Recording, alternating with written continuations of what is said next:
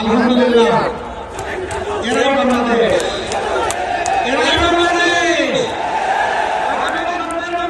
এদের জন্য করতে চাই ইনশাআল্লাহ। দেখেন না কি সুন্দর দাড়ি লেগে আসছে, আবার ভুয়ো আমার মতো সাদা করে ফেলছে। শুধু চুলটার দিকে খেয়াল ছিল না, বলে গেছে। টুপি আবার ঠিক করেছে, জামা সাদা রেখেছে, তবে পাঞ্জাবি পরবে। যা ইনশাআল্লাহ।